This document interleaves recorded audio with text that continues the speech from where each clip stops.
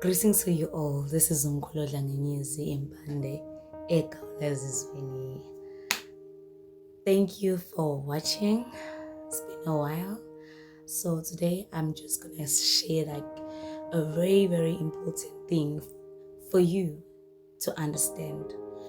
I know that you are spiritual, you have a calling, khona isithunywa kuwe, but namhlanje ngizochaza kakhulu kabanzi ukuthi why lo moya ubuthule noma uthule nje. Yabo, kodwa your dreams can show ukuthi unabantu abadala, like you have a calling, like to be a prophet or idlozi wise, but nje ngicela uchaza ukuthi kahle why isithunywa zakho singaphakeme. All right, so number one, the reason why isithunywa sakho simile singaphakeme akakabi isikhathi sokuthi siphakame ngaleso sikhathi, ngoba umuntu nomuntu unama decisions akhe empilweni for yena. If idlozi linesinqumo ngawe, elona elaziyo ukuthi mase kufanele uthathe imisebenzi yakho ophiwe yona, when and why.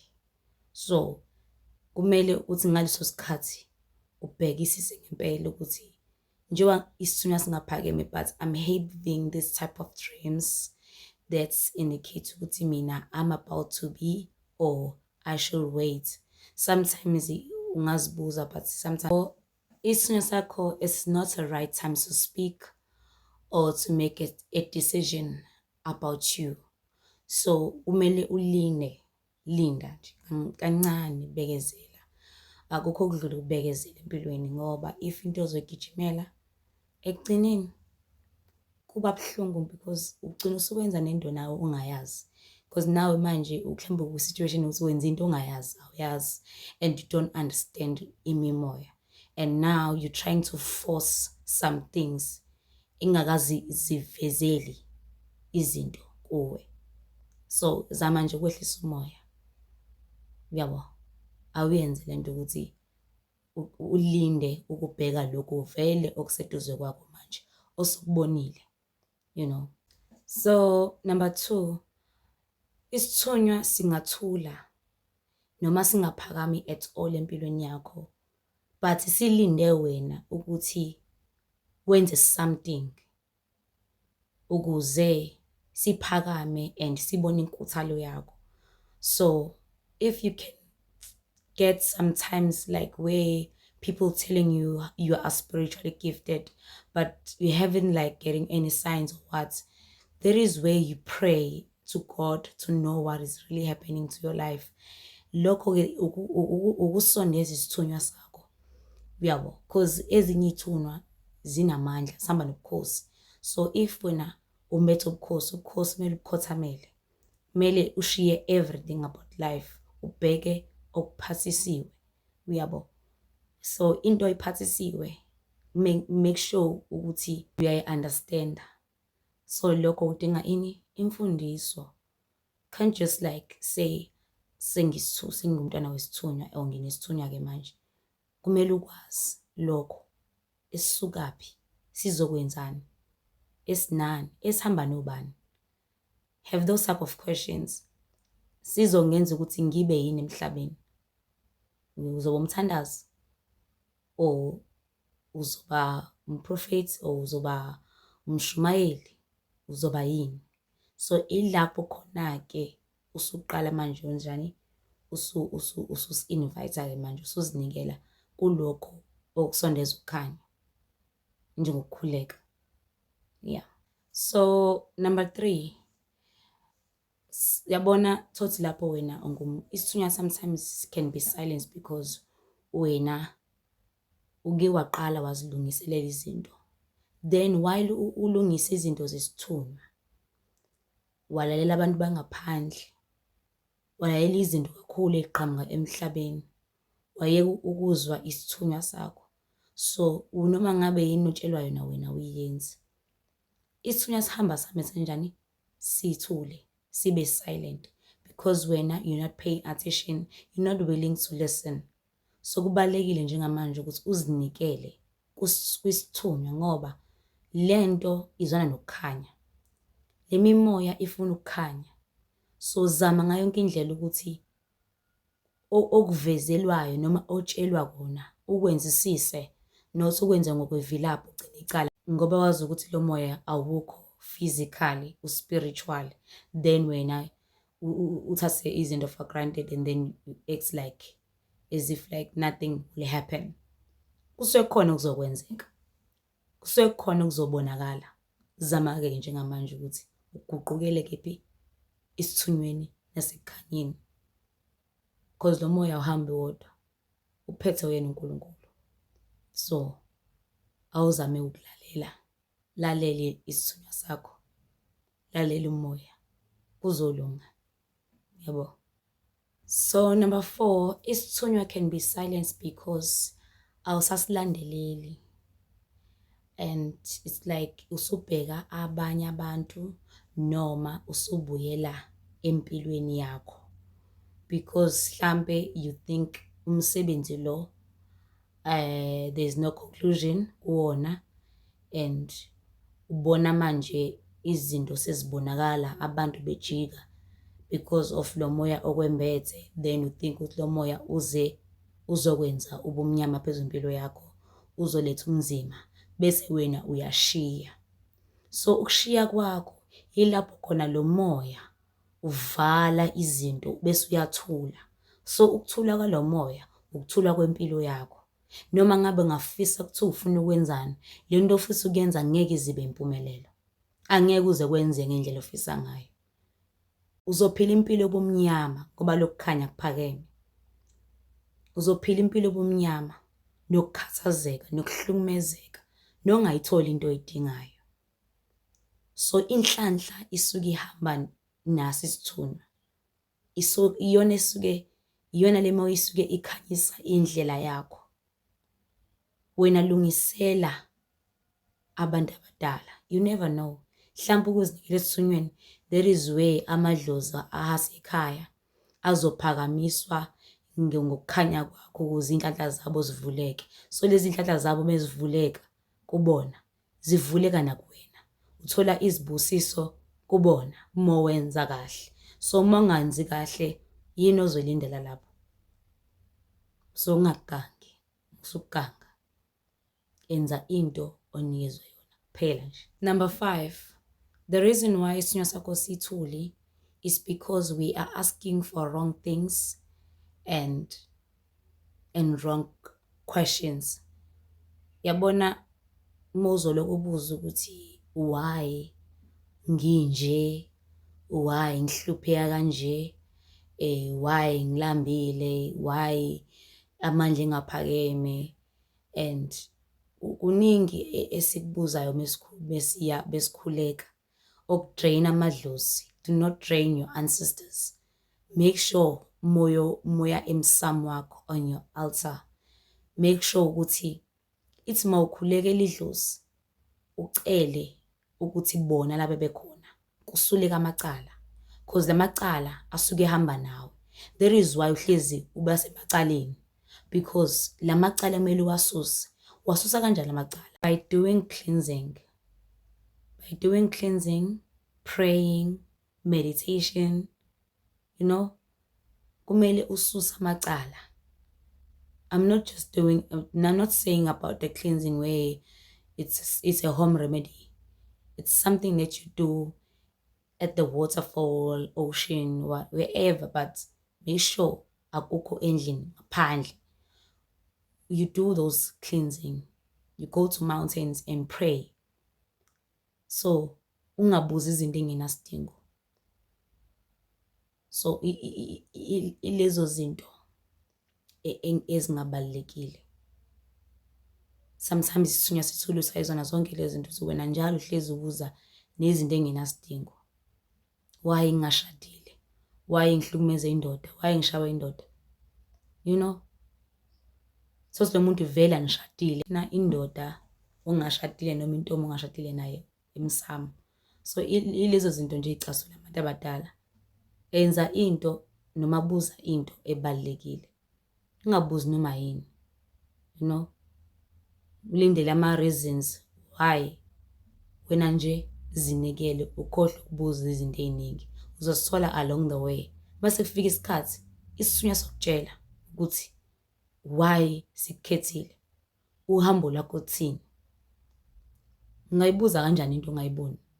Ngoba fanele baze bakubonise bona abantu abadala ukuthi indlela nansi. Yabo. Ilokho nje. Into kumele uyenze. Ubuze ubuhlali ukuthi ubuhlali ophuphile obani. Ijazi, isembatho, iqhabanga, amathusi, isilawu. You just ask those questions ukuthi leli bhudlu elani because ngiphuphile, ngiphahla, elobani. Those are the questions that you need to ask. Some things that are unnecessary, they're not supposed to be mentioned. Imsamo. Ngiyacela nje ukuthi uyigade le nto leyo. Ave ilibalekisa idlozi nesithunywa. So number 6, sometimes isithunywa mesithuli. It just wants you to grow in faith and keep on praying because you can sense that you feel so drained and down and you're not like connecting enough. So you will like start believing that ukuthi mawukhuleka mhlambe singase siphakame mhlambe uma ufasta. So lokho sometimes sikuvusa ngamandla ukuthi awuqhubeke ukhuleke without me being around. Ngibona ukuthi ungangilangazelela kanjani if ngingekho eduze kwakho. So isithunywa siyakwenza nalokho. So kumele ube ne-understanding njengamanje ukuthi wena kahle kahle wenzani. So njengoba ngilongimenshina lezi zinto ngoba nawe ngifuna usithole ukuthi ukusiphi isigaba. Yilokho nje. So number 7, the reason why isithunywa can be silent is because it's working over in your life. Siyashintsha izinto emfihlakalweni. Sikhanda noma siba nengxoxo nezinye ithunywa nabasekhaya nemadlozi ngawe. Ngoba ubusuqalile le ndlela yesithunywa kodwa manje sithuli ke manje kulamasonto. So manje basithuli nje asikho kahle eduze kwakho but sizama ukudonsa lezi zinto kade uzicela lamandla nemisebenzi siyabheka lapho esingakuzamela khona impilo. So zama ngonke indlela ukuthi ube nokulinda futhi ube nethemba ukuthi mhlambe next week sizobuya isithunywa sami ngibuyele emzimbeni wami. Lapho sekubuya nezinto zilandelana, sesikuvezela izitha, sesikubuyisa ngenhlanhla, sesikufaka ey'nkonzweni.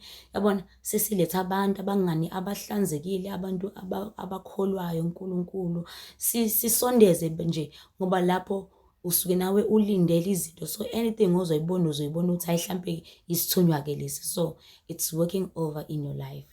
So lindelela nje anything can happen while usemzimini ngaso sikhathi. Sokubuza nokuzibuza ukuthi hawo why namhlanje but izolo besiphakeme but namhlanje dololo you know. Kodwa ke awubheke lapho. Number 8, people do not allow izithunywa zibakhulise. Leyo nto ikhoza ukuthi isithunywa sibe silent.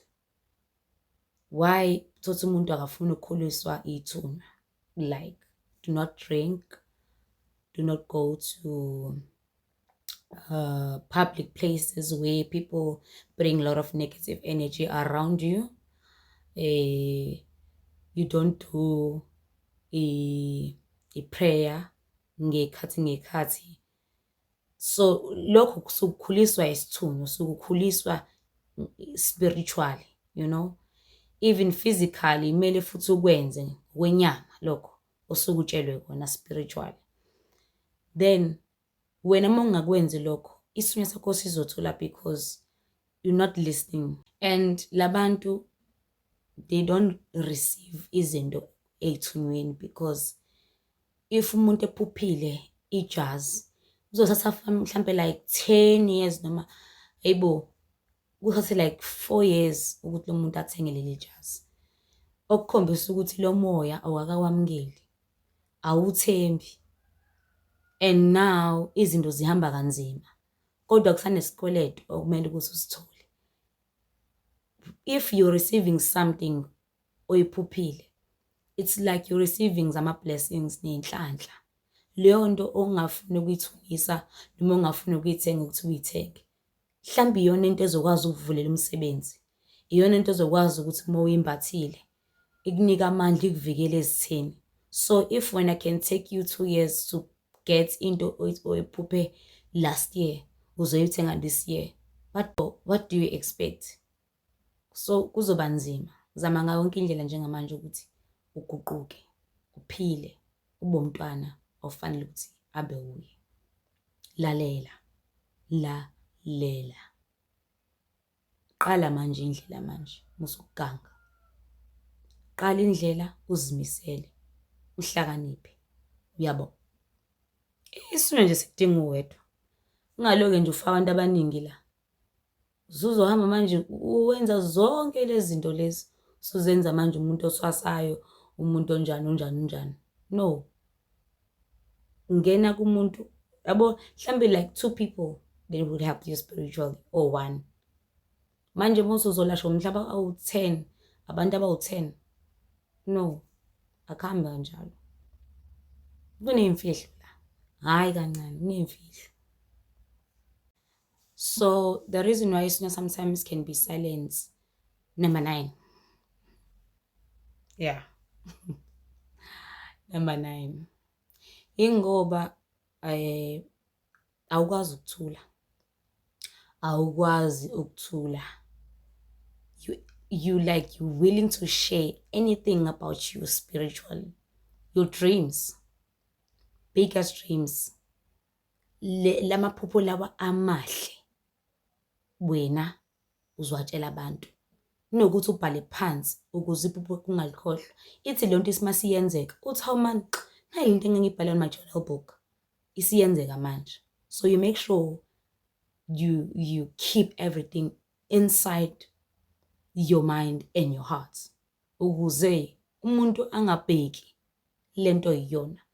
That is why we end up sibanani nezizitha sesinwela ngechitho. Uyabo? Amangani ababi abasimfihlo zakho bayidlusele. So once wayikhuluma nomuntu indaba izosabalala like all over, you know. So kwezinye izinto kumele ukuthi uzigcine. Leyo nto leyo umuntu okhuluma kakhulu la, isithunywa zami into ovulela la.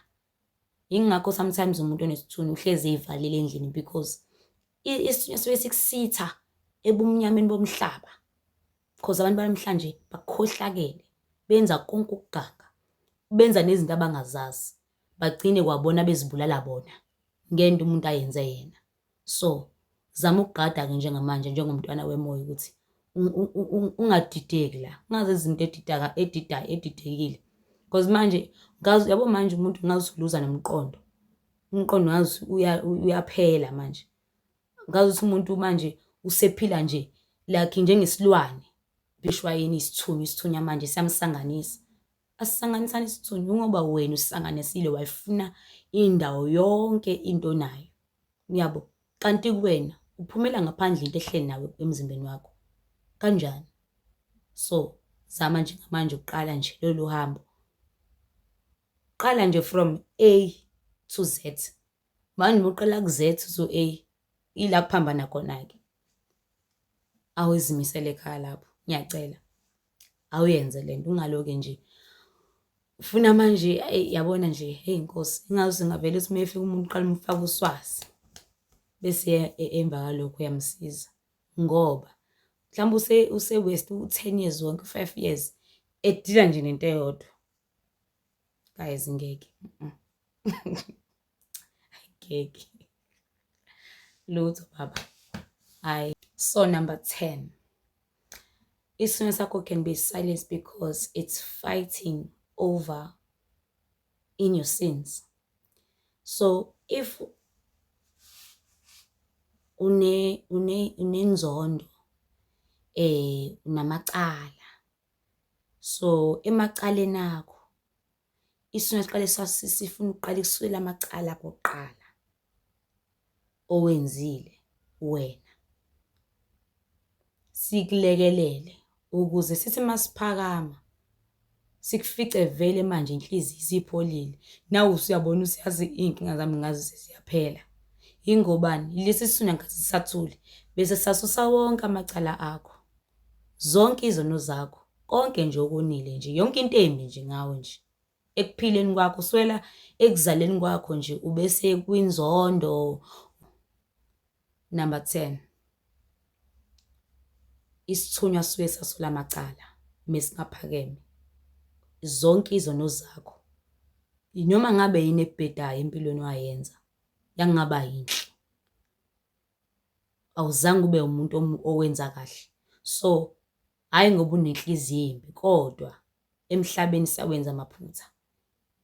Ikona-ke lokho kusuke kulungiswa isithunywa sakho uma kade sesiphakeme, kodwa manje asiqhumile.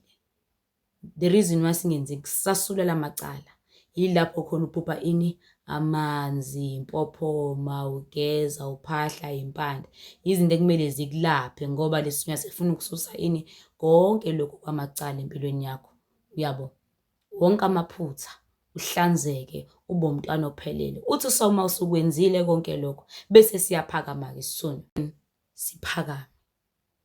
Ukuphakama kwaso ukuveza ukukhanya, ukuguqula impilo yakho, ukuya phambili ekuphiliseni. Cause uzomlapha kanjani umuntu ukhula wawena? Kwawena awusazi lesithunywa. Uzosiphakamisa kanjani isithunywa somunye umuntu umsize? Uzoyikhulekela kanjani ingane amandla ungenawo munesithunywa? Fanele uzenze zonke lezi zinto eziwu-10 ukuze ukwazi ukuphilisa umhlaba, ukwazi ukuletha inhlanhla enganeni ekade yalahleka, ukwazi ukuthi ushumayeze umuntu aphile. So kudinga ini? Amandla. Lezi zinto eziwu-10 engiyishilo ukuthi zenzeke ngawe. Awukwazi-ke namhlanje ukwenza izinto. Ngiyacela ukuthi manisale kahle emakhaya nikwenze lokho engikushoyo, nikulalele. So I know like people, they were trying to get my phone number, they couldn't able to. So my phone number is 067 97 90 378. Don't forget to like and subscribe. You can also follow me on Instagram as Mkholodla Ngonyezi and TikTok as well. Mkholodla Ngonyezi as well. So thank you for your time. Enjoy the rest of the evening, morning. Yeah.